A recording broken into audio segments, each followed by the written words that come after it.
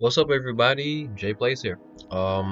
Pretty much here with a video how to get high damage in Apex Legends. I have 7 tips. We'll get right into it, but follow along. Alright. First tip, finish your downs and even others. And it's just what it means. So when people are down on the ground, they get a total of 100 hit points, and the easiest way to get high damage on people is people who can't fight back. So I know it sounds really messed up, we've all been there, where you're just down on the ground and somebody just is so thirsty to finish you. That's because they want those damage numbers. Look at your damage tracker. An easy 100 hit points. That's easy. It doesn't take even more than half of a clip, right? Even others down. So your teammate down somebody, finish them, get that easy damage in. That's easy 100 hit points that you can easily get off, and that doesn't even count for how much damage you did to that person who had full armor and health before they. So get those easy finishes. My second tip, loadouts. So you can run any loadout you're comfortable with, but the one I would recommend is like ARs and shotguns together. Obviously ARs your primary, shotguns your secondary. Reason for ARs is this season, especially on Kings Canyon, most of your gunfights aren't even going to be long-range poke fights. They're going to be mid-range poke fights. You know, you want to get those R3s, those high-damaging flatlines, maybe a Havoc would really recommend it. Definitely Hemlock's pretty easy gun to use. I will also recommend the Hemlock with single fire, and anvil rounds on the flatline potentially, and definitely on the R3. If you run anvil rounds, make sure you have like a bruiser with you. Most definitely a bruiser, because it's way easier to see when you're having those poke fights, and it supplements for the need of like a G7 or a 33 repeater. So definitely recommend ARs and shotguns. You know, I'm gonna just say to flat out the Mastiff, maybe the Eva if you're feeling comfortable, you're just bored of the Mastiff. Maybe the Hammer Point Mozam. Don't really recommend it because you have to crack people first, and the Mozam is awkward to use. But definitely the Massive, because especially when people are down on the ground, it takes one tap, and then you usually hit people if you get a good shot from 104 to 112. So at worst, maybe 80 to 90. So definitely Massives. Those are really high damage, easy guns.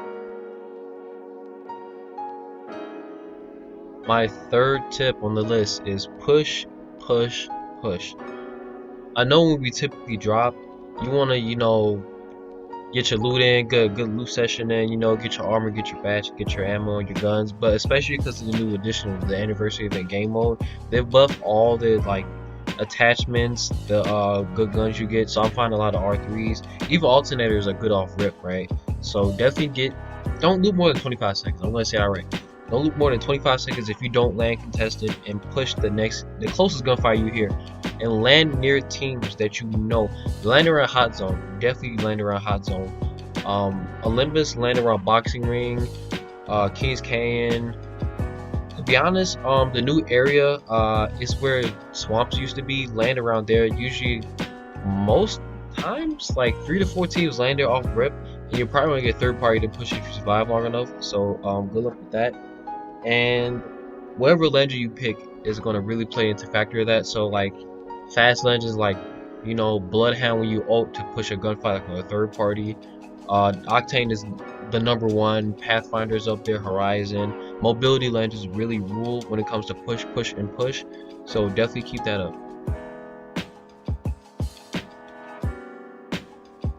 My fourth tip is third partying. So it goes both ways, right?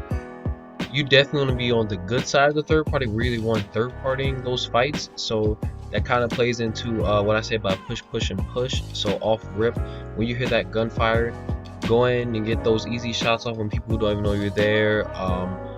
Usually when I say push, push, and push, you probably, if you're watching this, you probably play with like randoms or something.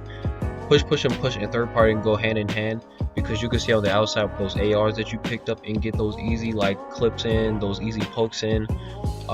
Usually you want to definitely try one clip people as best as you can, because last thing you want is to crack somebody and now they've called out where you are, and now the entire team is kind of just focused on you a little bit, so it makes that harder to get the third party in.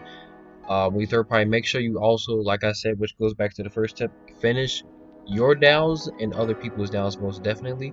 So let's say they have blue armor. Blue armor is typically about 75 hit points, and flesh is about 175. You down them, plus another down is a total of like 275. So you definitely want to get that in. When third partying, I know I said AR is rule, but snipers aren't too bad in this case. But definitely try to stick to ARs. And when you third party, you see both teams are weak. Make sure they're weak. You push with your shotgun, and get that easy damage in.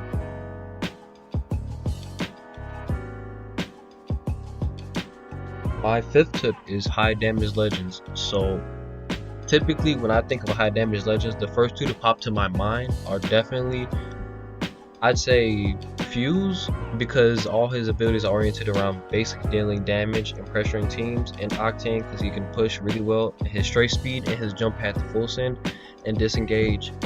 Another legend I would typically put in there, Horizon, because of her good mobility. Wraith still, because she's Wraith. Though her hitbox was nerfed, she still has the smallest hitbox in the game. So if you can strafe, you can still be really effective.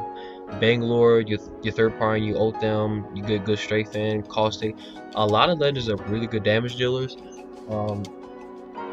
Rampart mains, I'm going to leave you off this list for high damage dealers because you are pushing, but for you to be able to use your abilities, you have to have your whole, your dig set up. Even setting up one shield and getting those shots off, waiting for the amp shield to come up, does typically take a while in terms of Apex and FPS time. So you definitely want to pick those high push legends. All attackers are fine. Bloodhound is good, typically for his wall hacks, and his good strafe speed, especially when he's in Beast of the Hunt. Like, my goodness. And the downing people also like extends the time for Beast of the Hunt. So high push heavy legends are really good for this type of third party and push.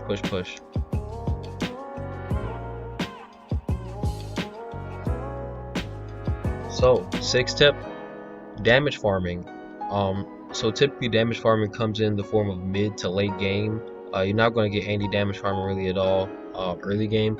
I guess when you're finishing down people, but that's not typically what I'm talking about. Damage farming kind of goes in for people who are actively up and shooting back at you. So definitely want to have cover when you're damage farming and having those ARs equipped. So Hemlock single fire is amazing for damage farming. That's actually I almost got my 4K on Fuse.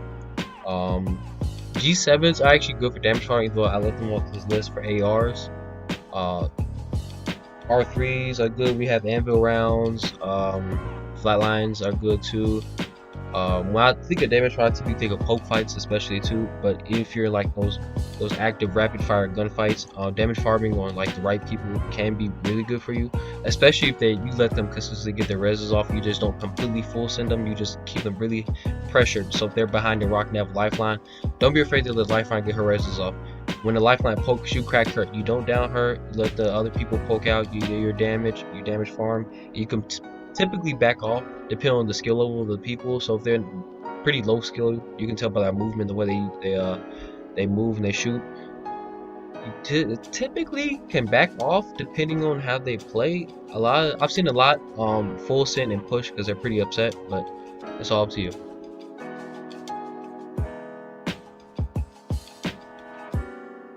Last tip number 7. So play to the strengths of your legends. I know I said I left Rampart off the list for push and high damage legends, but I will say, as somebody who's gotten, I've been close to getting to 4K. I've got like 3711 on her. If you can get those good poke fights in, she's probably the best poke fight when it comes to getting high damage. The best to be able to trade pokes is definitely Gibby, but having her amp shields, if you can get them set up and getting those poke fights with your AR, like on single fire or maybe like rapid fire, is really good. But be careful if you're using her, because you can down people really quick with her amp shields. Also playing to strength for your legends, close range fights. So labs, bunker, under waterfall. There's those little tunnels off to the side. In there, we're using caustic. That's pretty good. Horizon, she has strengths in pretty much every single situation, so like just make sure you're doing really good with strafing when using her vertical maneuver shit. So Wraith, her strengths are typically close range fights when she's like all up under you, like ducking and strafing all your shots. She's good at mid range ducking and strafing blows too, and trading blows. I would say for Gibby, long to mid range is good for playing towards his strength with his gun shield or even his dome. So pretty much assess your legend's abilities and make sure whatever situation you're in complements what you're trying to do and get out of it. And in this case, it's high damage. So playing to those strengths. For legends like Watson, to be honest, I can't give you any tips for playing towards her strengths when it comes to getting high damage. I can give you tips for staying alive with her, but like that's not what we're here for. So we're gonna scratch off the list. Revenant, easy totem pushes. As soon as you get them real low, or you maybe down one or two of them, play back a little bit. You don't want to, you don't want to kill them. This typically goes back to damage farming and playing towards your strength. So Octane, getting low, engaging, disengaging with your jump pad and your stem. Typically just doing whatever best fits the situation, especially one that benefits your legend at hand. Fuse, he's really good at mid to long range fights. Close range, he's actually really good. A Fuse with a Volt and a Knuckle Cluster is really scary up close, because typically if you're both low and he sticks with that Knuckle Cluster, you're gonna eat that damage even if you down him. Better hope he doesn't have a gold shield or he doesn't have team with him, because you're gonna go down too. So yeah, playing to your strengths.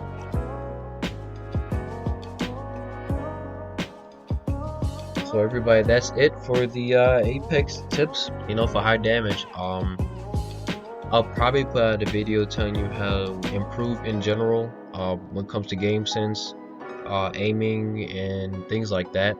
But for now, I'll have to leave you guys with this video. Let me know if you have any more questions when it comes to like getting high damage, or I can still put out some more recommendations for guns.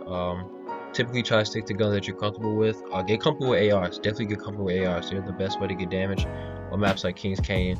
You can get damage with snipers on Olympus because it's typically a really big open field, but you're not going to get high damage with snipers and stuff. You might get like a 2,000 some game at most, but we're aiming for 3 to 4Ks here. So like stick to those videos, to those tips when it comes to ARs and shotguns. But pretty much that's it.